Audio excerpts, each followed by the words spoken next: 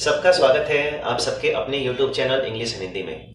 और इस चैनल के माध्यम से आप जो पढ़ रहे हैं पूरा का पूरा पढ़ेंगे। इंग्लिश का एक एक कॉन्सेप्ट मैं आप सबको डिलीवर कर दूंगा। अब आप लोग एक अच्छे स्टूडेंट बन के दिखा सकते हैं, इसको सॉल्व कर सकते हैं, अंग्रेजी सीख सकते हैं। एकदम कायदे से, एकदम गारंटी मान के चलिए, आपको इंग्लिश आनी ही आनी है। ठीक है, तो चलिए दोस्तों, आज के जो पहला टॉपिक है जिसपे हम लोग बात करने वाले हैं, ये चौथा नाउन है। Proper, common and collective noun आप पढ़ चुके हैं, मैं पढ़ा चुका हूं, उसके क्वेश्चंस भी मैं करा चुका हूं। सबको, जितने लोगों ने रजिस्ट्रेशन 999 में ले लिया है, मैंने उनको पीडीएफ भी सेंड कर दिया है। ठीक है, उनके बहुत सारे लोगों ने क्वेश्चन का आंसर भी लगा के भेज दिया है, जिसको मैंने चेक भी कर दिया है, उनको मैंने रिप्लाई भी कर दिया है। ठीक है, तो चलिए अब जरा बात करते हैं कि ये जो चौथा नाउन है जिसको आप लोग बोलते हैं कंपाउंड नाउन। कंपाउंड का मतलब क्या होता है? तो दोस्तों हम बात करते हैं कि व्हाट इज कंपाउंड। कंपाउंड का मतलब होता है यौगिक, मिक्सचर। जैसे अगर हमको H2O बनाना है, जैसे हमको पानी बनाना है, अगर हमको पानी यहां पे चाहिए तो हमको चाहिए H2O, यानी कि H यानी कि हाइड्रोजन और ऑक्सीजन। अगर दोनों मिलता है तब जाके हम एक कंपाउंड बना पाते हैं, एक यौगिक बना पाते हैं। ठीक उसी तरीके से हमारा कंपाउंड नाउन भी काम करता है इंग्लिश में। कंपाउंड का मतलब होता है, कंपाउंड में कम से कम यदि नंबर होंगे तो मैं आप सबको बता दूं कि मिनिमम जो वर्ड होगा 2 होगा, जो 3 भी हो सकता है और मैक्सिमम 4 भी हो सकता है। यानी कंपाउंड नाउन में आने वाले शब्दों की जो संख्या होगी वो 2 हो सकती है मिनिमम, 3 भी हो सकती है और 4 भी हो सकती है। जैसा मैंने लिखा हुआ है यहाँ पे, अलग अलग तरीके से हम अलग अलग नाउन्स को पढ़ेंगे। ठीक है, एक एक करके मैं एक्सप्लेन करूंगा, कैसे क्वेश्चंस आते हैं उसको भी मैं एक्सप्लेन करूंगा। आप लोग बस ध्यान से सुनते जाइए। सबसे पहले इसकी डेफिनेशन मैं आप सबको बता दूं। कंपाउंड नाउन संज्ञा जो 2 या अधिक शब्दों से, जो मिनिमम कितने शब्द होंगे, 2 या अधिक शब्दों से मिलकर बने होते हैं, तथा अपने शब्दों के बीच यह हाइफन से जुड़े रहते हैं। और हाइफन का मतलब क्या होता है? हाइफन का मतलब होता है ये छोटा सा जो डैश देते हैं उसको बोलते हैं हाइफन। क्या बोलते हैं? हाइफन। और इस हाइफन को आप लोग हिंदी में बोलते हैं योजक चिन्ह। क्या बोलते हैं मित्र? इसको आप लोग बोलना योजक चिन्ह। ठीक है, जैसे आप हिंदी में लिखते हो बार बार, क्या लिखा? बार बार। तो इस बार बार के बीच में जो आया उसी को आपने क्या बोला? हाइफन। और हाइफन का इस्तेमाल हुआ रहेगा। तो कंपाउंड नाउन ऐसे नाउन्स होते हैं जो कम से कम 2 या अधिक शब्दों से मिलकर बने होते हैं और अपने शब्दों के बीच हाइफन से जुड़े रहते हैं। ठीक है, कुछ एग्जांपल्स मैंने यहाँ पे लिखे हुए हैं। इसको कई तरीके से पढ़ना है, लेकिन पहला जो तरीका है और ये जो दूसरा तरीका है, मैंने कुछ एग्जांपल्स इस पे पहले से ही लिखे हुए हैं ताकि समझाने में, दिखाने में आसानी हो। अब देखने की कोशिश करते हैं। सबसे पहले यहां पे लिखा हुआ स्टेप वाले कंपाउंड नाउन्स, ऐसे नाउन्स जिनका हर एक वर्ड स्टेप से बना होगा। 1 2 3 4 5 6, मैं यहां पे 6 एग्जांपल आपको लोगों दे रहा हूं, लेकिन सब में स्टेप कॉमन है ना? सब में स्टेप कॉमन है। तो यहां पे मैंने लिखा हुआ स्टेप वाले कंपाउंड नाउन्स।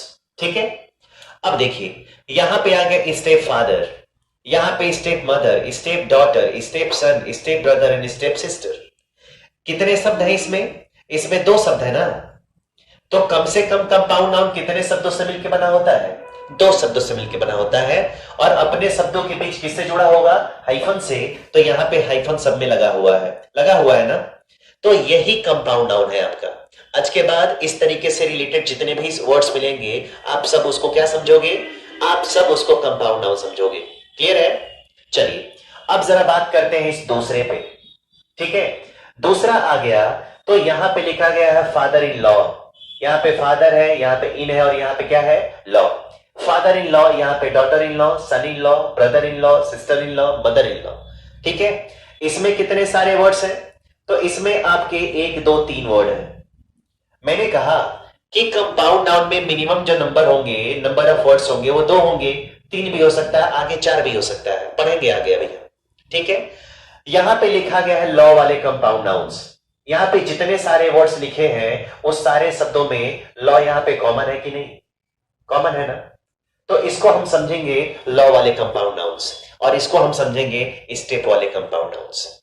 ठीक है, ये समझ में आ रहा है कि ऐसा नाउन जो दो या अधिक शब्दों से मिलकर बना है और अपने शब्दों के बीच वो किससे जुड़ा है, हाइफन से जुड़ा है, तो उसको हम लोग कहते हैं कंपाउंड नाउन। अब जरा आपको ये बताना जरूरी है कि कंपाउंड नाउन से हम लोग परिचित तो हो गए, लेकिन कंपाउंड नाउन से रिलेटेड क्वेश्चंस कैसे पूछे जाते हैं परीक्षा में, क्या आएगा, कैसे आपको सॉल्व करना होगा, कहां पे कौन सी चीज जोड़नी है, कहां पे क्या लगाना है, ये सब आपको बताना जरूरी है। ठीक है, चलिए सबसे पहले मैं ये बता दूं कि कंपाउंड नाउन से रिलेटेड दो ही प्रकार के प्रश्न किसी भी परीक्षा में पूछे जाते हैं। तो दो प्रकार के प्रश्न कैसे हैं, वो दोनों प्रकार के प्रश्न कौन है, ये जानना बहुत जरूरी है। इसी मुद्दे पे बात करते हैं और बताते हैं। सबसे पहले मैं आपको बता दूं कि ये जो दोनों शब्द है उसमें जो मेन शब्द है, जो लीडिंग वर्ड है, जो लीड कर रहा है, जो मेन है, जो हेड है, वो कौन सा है। तो स्टेप वाला ये समझिए कि ये हेड नहीं है। आपका जो मेन वर्ड है वो कौन सा है, जो मेन वर्ड है वो आपका फादर है, वो आपका मदर है, वो आपका डॉटर है, सन है, ब्रदर है एंड सिस्टर है। ठीक है, क्लियर है। अगर क्लियर है तो मैं जरा आपको यहां पे एक चीज बताने की कोशिश कर रहा हूं। इसको पहले मैं डस्ट कर दूंगा। इसको डस्ट करके और जो चीज मैं यहां पे आपको देने जा रहा हूं उसको जरा ध्यान से समझिए। जो कंपाउंड नाउन है साथियों, उससे रिलेटेड दो ही प्रकार के प्रश्न पूछे जाते हैं। एक तो इसका प्लूरल बनाना। कंपाउंड नाउन का आप प्लूरल कैसे बनाओगे, ठीक है। और कंपाउंड नाउन के साथ दो चीजें और है। एक आता है रिलेशन, किसकी बात करेंगे, रिलेशन। और दूसरा आता है आपका पोसेशन। और रिलेशन और पोसेशन, रिलेशन का मतलब होता है संबंध, आप संबंध कैसे स्थापित करोगे। और दूसरा आता है अधिकार, संबंध और अधिकार। कंपाउंड नाउन से रिलेटेड दो ही प्रकार के प्रश्न पूछे जाएंगे आपकी परीक्षा में। पहला होगा कि प्लूरल कैसे बनाएंगे। तो प्लूरल बनाने का तरीका है कि आप एस कहां लगाओगे, सबसे पहले एस को कहां लगाएंगे, ये आपके लिए प्रश्न होगा। और दूसरा आएगा आपको एपोस्ट्रोफी लगाना। तो एपोस्ट्रोफी कहां लगाओगे, तो पहला एस लगाना और दूसरा एपोस्ट्रोफी लगाना।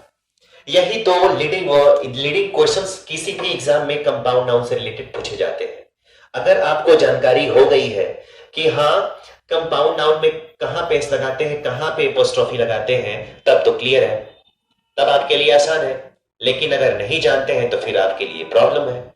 लेकिन प्रॉब्लम नहीं रहेगी क्योंकि आप अमन सर से पढ़ रहे हैं। ठीक है, चलिए मैं जरा एक क्लियर करता हूं। स्टेप वाले कंपाउंड नाउन को यदि सॉल्व करते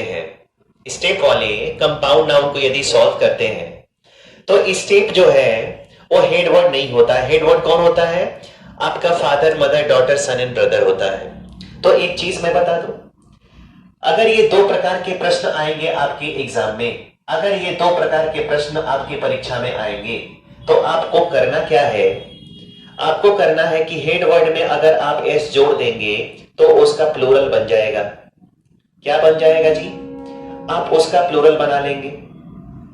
एस अगर लगाएंगे तो प्लूरल बन जाएगा। वो एस कहां पे लगने वाला है, तो हेड वर्ड पे लगेगा। दूसरा अगर हम यहां पे बात करें तो हेड वर्ड पे ही आपको एपोस्ट्रोफी लगाना है। और हेड वर्ड पे अगर एपोस्ट्रोफी लगाएंगे तो आप क्या स्थापित कर पाएंगे, आप रिलेशन स्थापित कर पाएंगे और दूसरा आप पोसेशन स्थापित कर पाएंगे। याद रखें। और संबंध और अधिकार बताना होगा, उसके लिए भी कम से कम दो लोगों का होना क्या है, कंपल्सरी है। अगर मैं बोलूं कि दिस इज माई पेन, यह मेरी कलम है, इस कलम पर मेरा अधिकार है, तो संबंध और अधिकार अगर बताना हो तो कम से कम दो लोगों का होना जरूरी है। इसीलिए मैंने यहां पर लिख दिया हुआ है। ठीक है, अब जरा एक और चीज याद रखें, यानी आपको एस जोड़ना होगा। यदि आपको एस जोड़ना होगा तो हेड वर्ड पे जोड़ेंगे, और अगर एपोस्ट्रोफी जोड़ना होगा तो आप हेड ही वर्ड पे जोड़ेंगे। इतना आप ख्याल रखेंगे। ठीक है। दूसरा एक मैं और इंपॉर्टेंट ट्रिक बना देता हूं। अगर दोस्तों यहां पे मैंने स्टेप लिखा, स्टेप, तो स्टेप के साथ यदि आपने एस जोड़ा तो गलत होगा, और यदि एपोस्ट्रोफी एस जोड़ा तो भी गलत होगा। यानी स्टेप शब्द के साथ आपको न तो एस जोड़ना है ना एपोस्ट्रोफी एस जोड़ना है, उसके साथ आपको कोई काम नहीं करना है। ठीक है, चलिए उसी तरीके से जरा यहां पे क्वेश्चन बनाते हैं। अगर स्टेप फादर का आपको प्लूरल बनाने के लिए बोला जाए, what is the plural form of step father, तो आपका आंसर क्या होगा? आपका आंसर मैं ऐसे देता हूं, स्टेप यहां पे लिख दिया फादर, ऑप्शन नंबर ए, और दूसरा इसका मैंने बना दिया स्टेप, उसके बाद आ गया फादर्स, ऑप्शन नंबर बी। कितने लोग बता सकते हैं कि स्टेप फादर का प्लूरल यहां पे स्टेप्स फादर होगा या फिर स्टेप फादर्स होगा? ठीक है, बहुत इजी है, बहुत आसान है। इसका आंसर मैं आप लोग के सामने बोर्ड पे लिख चुका हूं मैं बोर्ड पे। आप लोग बता सकते हैं क्या स्टेप में कभी एस जुड़ेगा? नहीं जुड़ेगा ना। इसका मतलब है कि ये जो पहला वाला ऑप्शन है वो गलत है, और ये जो दूसरा वाला ऑप्शन है क्या है? करेक्ट है। यानी स्टेप में हम कुछ जोड़ ही नहीं सकते हैं, जो भी जोड़ना होगा किसमें जोड़ना होगा? हेड वर्ड में जोड़ना होगा। आ रही है बात समझ में? अगर समझ में आ रही है तो थोड़ा आप चेक करिए, आपकी नोटबुक में जितने सारे क्वेश्चन है उसको ढूंढिए, उसको सॉल्व करिए। अगर स्टेप मदर का बनाना है तो मदर में जोड़ेंगे, डॉटर में जोड़ेंगे, सन में जोड़ेंगे, ब्रदर में जोड़ेंगे एंड सिस्टर में जोड़ेंगे। ठीक है, इन बातों का आप ख्याल रखिएगा। अब जरा मैं दूसरा क्वेश्चन लेता हूं, और दूसरा क्वेश्चन क्या कहता है? अगर यहां पे लिख दिया जाए ही, उसके बाद आ गया हिज, उसके बाद आ गया हिज, स्टेप्स सन, पहला नंबर का ऑप्शन है। दूसरा ऑप्शन है यहां पे स्टेप, उसके बाद आ गया सन्स, बिहेवियर। आपके सामने मैंने दो चीजें रखी हुई हैं। आपके सामने यहां पे पहला नंबर का ऑप्शन है, यहां पे 2 नंबर का ऑप्शन है। ठीक है, अब जरा आपको देख के बताना है, एस तो जोड़ के आपने इसका प्लूरल बनाया, लेकिन अब एपोस्ट्रोफी जोड़ के आपको रिलेशन और पोसेशन पे काम करना है। अगर काम करना है तो काम कैसे करेंगे ये तो आप ही जानते हैं ना। मैं तो केवल गाइड करूंगा आपको चीजें समझाने की कोशिश करूंगा, लेकिन बाकी चीजें आप ही मेंशन करोगे, आप ही सीखोगे। यहां पे लिखा हुआ है कि ही हेट्स हिज, स्टेप में यहां पे एपोस्ट्रोफी जोड़ा है, तो क्या स्टेप में कभी एपोस्ट्रोफी आप जोड़ सकते हो? नहीं ना। इसका मतलब है कि ये पहला वाला जो ऑप्शन है वो गलत है, और ये जो दूसरा वाला ऑप्शन है वो करेक्ट है। और स्टेप सन यहाँ पे नाउन 1 हो गया, तो ये आपका नाउन 2 हो गया। इसका मतलब है कि यहां पे एपोस्ट्रोफी अगर लगा है, इसका मतलब है कि उसके लिए मिनिमम संख्या कितनी होनी चाहिए? 2 होनी चाहिए। कंफर्म है?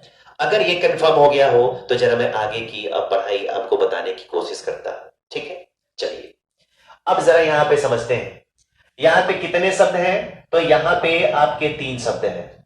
ये पहला है, दूसरा है और तीसरा है।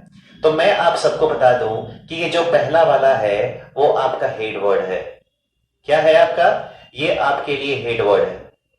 और प्रश्न जब 2 ही तरीके से आने हैं, तो हेड वर्ड में अगर एस जोड़ देंगे तो ये इसका प्लूरल बन जाएगा। क्या बन जाएगा? प्लूरल बन जाएगा। हेड वर्ड में अगर आपने एस जोड़ा तो आप इसका प्लूरल बना पाएंगे और सही हो जाएगा। ठीक है, इसका मतलब है अगर हमको फादर इन लॉ का प्लूरल बनाना है तो हमको फादर में एस जोड़ना होगा, मदर में एस जोड़ना होगा, सिस्टर में जोड़ना होगा, ब्रदर में जोड़ना होगा, सन में एंड डॉटर में जोड़ना होगा। ठीक है, दूसरा अगर आपसे कभी पूछा जाए, यहां पे बना ही लेते हैं, यहां पे आ गया फादर, फादर्स इन, उसके बाद क्या आ गया? लॉ। यहां पे इसका प्लूरल बनाएंगे तो क्या आएगा? यहां पे इसका प्लूरल बनाओगे आप सभी तो ये आएगा मदर्स इन लॉ। यहां पे बनाओगे तो यहां पे आएगा सिस्टर्स, यहां पे आएगा इन लॉ। यहां पे अगर ब्रदर इन लॉ का बनाएंगे तो यहां पे क्या आएगा दोस्तों? यहां पे आएगा ब्रदर्स इन लॉ। अगर आप यहां पे बनाते हो सन इन लॉ का, तो ये आपको करना पड़ेगा sons in law, sons in law. और यहां पे अगर डॉटर इन लॉ का बनाते हैं तो आपको बना होगा डॉटर्स इन लॉ। क्या करना होगा? Daughters in law.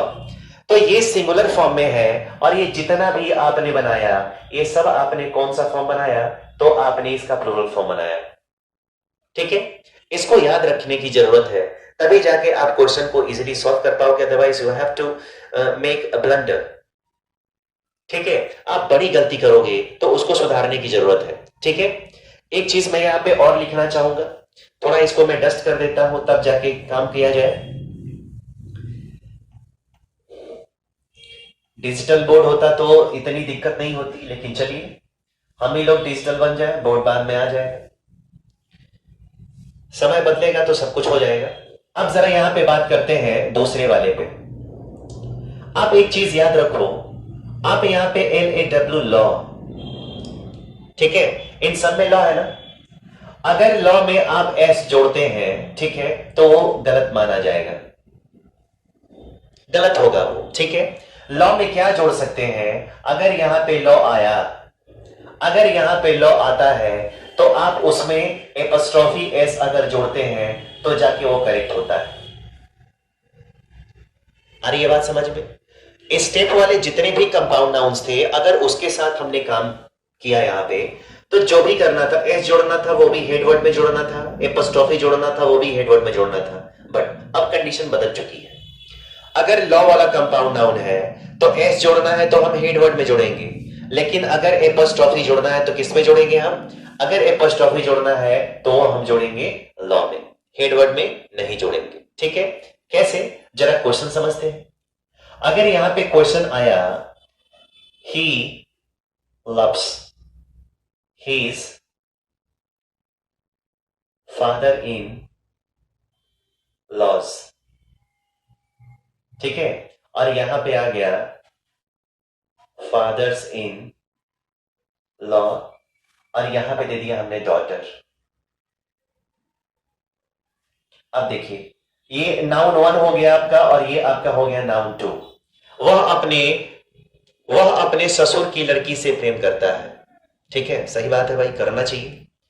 अब यहां पे बताइए फादर इन लॉज, यहां पे एपस्ट्रॉफी एस, लॉ में एपस्ट्रॉफी जोड़ा है, और यहां पे फादर में ही एपस्ट्रॉफी जोड़ दिया है, जबकि हमको एपस्ट्रॉफी कहां जोड़ना है? हेडवर्ड में जोड़ना है ना। इसका मतलब ऊपर वाला करेक्ट है और नीचे वाला क्या है? गलत है, नीचे वाला गलत है। इसी तरीके से एक एग्जांपल और देखिए, अगर यहां पे आ गया सी, उसके बाद आ गया सी गॉट एंग्री एट, उसके बाद आ गया हर, उसके बाद आ गया मदर्स इन लॉ। ये पहला ऑप्शन आपको जाता है, और दूसरा ऑप्शन मैं देता हूं आपको मदर इन, यहां पे आ गया लॉस बिहेवियर। ठीक है, ये यहां पे आपका नाउन 2 हो गया और ये आपका नाउन 1 हो गया। ठीक है, वह अपनी सासू मां के, वह अपनी मम्मी जी के व्यवहार से नाखुश हो गई, नाराज हो गई, गुस्सा हो गई, होना चाहिए। अब जरा बताइए, अगर यहां पे मदर में एपस्ट्रॉफी जोड़ दिया, यानी ये हेड वर्ड है, और यहां पे लॉ में एपस्ट्रॉफी जोड़ा है, तो एपस्ट्रॉफी किस में जुड़ा होना चाहिए? एपस्ट्रॉफी तो लॉ में ही जुड़ना होना चाहिए ना। इसका मतलब है कि ऊपर वाला फिर गलत है और नीचे वाला क्या है? बिल्कुल करेक्ट है। तो आपने इस दो नाउन को, कंपाउंड नाउन के दो टॉपिक्स को पढ़ा अलग अलग तरीके से। स्टेप वाला आया तो क्या किया हम लोगों ने, और लॉ वाला नाउन आया तो क्या किया हम लोगों ने। ठीक है, अगर ये हो गया तो जरा हम आगे चलते हैं। ठीक है, आप लोग ध्यान से इसको नोट करते रहिए, वीडियो को रिमाइंड करके, पीछे करके बार बार इसको देखिए, ताकि वो चीजें आपके दिमाग में स्टोर हो जाए। ठीक है, क्योंकि गुजरा हुआ समय कभी वापस नहीं आता। ठीक है, आज नहीं मेहनत करोगे भाई तो कल मेहनत करनी पड़ेगी, फिर दिक्कत हो जाएगी। ठीक है, चलिए अब जरा हम बात करते हैं, दूसरा हो गया, जरा हम बात करते हैं तीसरे पे जरा बात करते हैं। ठीक है, अब यहां पे हम बात करते हैं, यहां पे आ गया SHO सो, और यहां पे आ गया रूम। यहां पे दोस्तों हमने लिखा बाथरूम। ठीक है, यहां पे हमने लिखा स्टोर रूम, क्या लिखा? Store room. यहां पे हमने लिखा स्टडी रूम, स्टडी रूम, ठीक है। और हमने यहां पे क्या लिखा, जैसे मान लीजिए स्टडी रूम जिसमें पढ़ते हैं आप, स्टोर रूम जिसमें सामान रखते हैं, बाथरूम जहां नहाते हैं, शोरूम जहां पे आप रहते हैं। उसके बाद आ गया यहाँ पे बेडरूम, क्या आ गया? बेडरूम, ड्राइंग रूम वगैरह वगैरह। अब जरा मैं एक चीज आपको समझाने की यहाँ पे कोशिश करता हूं। अगर यहाँ पे सो है, अगर यहाँ पे बात है, यहाँ पे स्टोर है, यहाँ पे स्टडी है, और यहाँ पे आपका क्या है? बेड है ना? अब जरा एक चीज बताइए, फिर यहां पे रूम है, यहां पे रूम है, यहां पे रूम है, यहां पे रूम है, और यहां पे रूम है। रूम का प्लूरल होता है रूम्स, ठीक है। सो का सोज होता है, स्टोर का स्टोर्स होता है। यानी बात और स्टोर दोनों अलग अलग है। बेड अलग है, बेड का बेड्स होता है, रूम का रूम्स होता है, ठीक है। इसका मतलब है कि ये दो शब्द हैं। कितने शब्द हैं यहां पे? ये आपके दो शब्द हैं। तो कुछ कंपाउंड नाउन ऐसे होते हैं जो दो शब्दों से मिलकर जरूर बने होते हैं। कुछ कंपाउंड नाउन दोस्तों ऐसे होते हैं जो दो शब्दों से मिलकर जरूर बने होते हैं, ठीक है, लेकिन उनके बीच का जो हाइफन होता है, उनके बीच का जो हाइफन होता है वो गायब होता है। बीच में हाइफन नहीं है ना? और बीच में हाइफन नहीं होता है तो एक चीज और बता दूं, ये सारे के सारे आपके लिए क्या है और हमारे लिए ये नॉन लिविंग है, यानी ये सभी के सभी निर्जीव हैं। कैसे हैं? निर्जीव। और निर्जीव चीजें हैं तो सबसे पहले मैं आपको एक चीज बता दूं, यहां पे क्लियर कर दूं। शोरूम है, इसका आप प्लूरल बनाओगे तो सो, और रूम यहां पे लिख के सब कुछ वही कर दो। आप जितना लिखा गया है सब उतार दो। स्टोर रूम, यहां पे आ गया स्टडी, यहां पे आ गया रूम, यहां पे आ गया बेड, और यहां पे क्या आ गया? रूम। जो लेफ्ट वाला है वही राइट वाला है, जो लेफ्ट वाला है वही राइट वाला है। और हमने यहां पे अब लास्ट में क्या जोड़ दिया? हमने लास्ट में सब में एस जोड़ दिया, सॉरी, यहां पे हमने एस जोड़ दिया। अब जरा ये जितने सारे लोग हैं वो सारे के सारे अब आपके क्या बन गए? तो ये सब आपके प्लूरल बन गए, सारे लोग ये प्लूरल बन गए, ठीक है। अगर ये प्लूरल बन गए तो और क्या करना है? एस तो लगा के प्लूरल बना दिया, लेकिन इसका जो दूसरा फंडा है कि एपोस्ट्रोफी का इस्तेमाल कहां करेंगे। तो दोस्तों यहां पे आप समझने की कोशिश करिए, यहां पे मैं लिखता हूं नॉन लिविंग, और नॉन लिविंग का मतलब क्या होता है? तो नॉन लिविंग का मतलब आपके साथ साथ पूरी दुनिया को मालूम है कि वो निर्जीव होता है। और नॉन लिविंग के साथ ये तीन काम कभी मत करिएगा। अगर सफल होना है तो ये तीन काम कभी मत करिएगा। इसके साथ न तो एपोस्ट्रोफी, एस के बाहर वाला, और ये वाला, ठीक है। नॉन लिविंग जितने भी आर्टिकल्स आएंगे इस पूरे ग्रामर में, एपोस्ट्रोफी जोड़ेंगे तो गलत मान लिया जाएगा, ये जोड़ेंगे तो भी गलत मान लिया जाएगा, बट केवल एपोस्ट्रोफी जोड़ेंगे तो भी गलत मान लिया जाएगा। यानी अगर कोई नॉन लिविंग चीजें आती हैं तो उसके साथ आपको एपोस्ट्रोफी का इस्तेमाल नहीं करना है। इसका मतलब है कि जितने सारे लोग हैं उसके साथ इनमें से हम कोई भी इस्तेमाल नहीं कर पाएंगे। आई बात समझ में? इसको इस्तेमाल नहीं करना है, कभी नहीं करना है, ठीक है। चलिए, अगर ये हो गया तो जरा अगले पे आते हैं। अब अगला यानी कि ये जो 4 नंबर है वो क्या कहता है? 4 नंबर कहता है कि यहां पे लिखा गया है पासर, और यहां पे लिखा गया है बाई, यहां पे लिखा गया है हैंगर, और यहां पे लिखा गया ऑन, और यहां पे लिखा गया है दोस्तों लुकर, इसको लिखा गया है ऑन। 2 शब्द है इसमें। आपको मैं बता दूं कि इसमें 2 शब्द है, ये पहला है और ये कौन सा है? दूसरा है। ये जो पहला है यही आपके लिए हेड वर्ड है। कौन सा वर्ड है? यही आपका हेड वर्ड है। और head word plus S, head word में एस जोड़ देंगे तो उसका आप क्या बना पाओगे? आप उसका प्लूरल बना पाओगे, ठीक है। आप एक और चीज याद रखेंगे, यहां पे बाई आ गया, यहां पे ऑन, और यहां पे ऑन। इन तीनों में कभी अगर एस आपने जोड़ा तो क्या हो जाएगा? गलत हो जाएगा। बाई ऑन और ऑन में यहां पे बाई अगर लिख दिया जाए ऑन है और यहां पे ऑन है, आपको कभी एस का यूज नहीं करना है, और इनके साथ आपको कभी एपोस्ट्रोफी भी यूज नहीं करना है। ये जो 3 नाउन आपको दिखाई दे रहा है, बहुत लीडिंग क्वेश्चंस यहां से आते हैं परीक्षाओं में, ठीक है। इसको एकदम याद रखना है, एकदम अपने दिमाग में रखना कि इन 3 शब्दों को हम याद रखेंगे, इसको कभी भूलने की कोशिश नहीं करेंगे, ठीक है। तो चलिए जरा इसको याद करिए। पासरबाई अगर है तो इसका दोस्तों अगर हम प्लूरल बनाए तो पासर का हो जाएगा पासर्स, और उसके बाद क्या आएगा, बाई। पहले लिख लेते हैं इसको। यहां पे हो जाएगा आपका हैंगर, उसके बाद आएगा ऑन, यहां पे आएगा लुकर, और यहां पे क्या आएगा, ऑन। हो गया ना। लेफ्ट राइट दोनों मैंने सेम लिखा हुआ है, लेकिन थोड़ा आपको समझ में आए। तो यहां पे पासर है तो पासर का हमने क्या कर दिया, पासर्स। हैंगर है तो क्या कर दिया हमने, हैंगर्स। और यदि लोकर्स है तो यहां पे हमने क्या कर दिया, लोकर्स। ये इसका क्या बन गया, ये इसका बन गया प्लूरल। प्लूरल बन गया। आप इत्मीनान से समझिए, ठीक है। क्वेश्चन हमेशा ऐसे पूछे जाते हैं। क्वेश्चन अगर एक मैं और दे दूं आपको, अगर यहां पे लिख दिया जाए थाउजेंड्स ऑफ, यहां पे आ गया passers by have past me on the way. ये आपके लिए क्वेश्चन हो गया, और देखते हैं कितने लोग कर पाते हैं। तो यहां पे पहला नंबर का ऑप्शन हो गया, ऑप्शन नंबर ए। यहां पे आपके लिए ऑप्शन हो गया बी, ये आपका ऑप्शन हो गया सी, और यहां पे ऑप्शन हो गया आपके लिए डी। देखते हैं सेंटेंस में कितने सारे लोग एरर को ढूंढ पाते हैं। अभी मैंने यहां पे बताया है कि पासरबाई का जो प्लूरल बनेगा वो क्या बनेगा, पासर्स बाई बनेगा ना। पासर में, हैंगर में और लुकर में हमें जोड़ेंगे, लेकिन यहां पे सॉरी थोड़ा मैंने मिस्टेक कर दिया है, थोड़ा यहां पे देखिए, पासर्स बाईस मैंने ऐसे कर दिया। अगर ऐसे कर दिया है तो आप ये देखो कि ये वाला जो बाई है, क्या इसमें एस जोड़ते हैं, बाई में तो हम कुछ नहीं जोड़ते हैं ना, न एस जोड़ते हैं न ये जोड़ते हैं। इसका मतलब है कि ये वाला जो एस है कहां होना चाहिए, यहां पे होना चाहिए। इसका मतलब है कि इसको हमको कैसे लिखना चाहिए था, हमको लिखना चाहिए था पासर्स, उसके बाद हमको क्या लिखना चाहिए था, हमको बाई लिखना चाहिए था।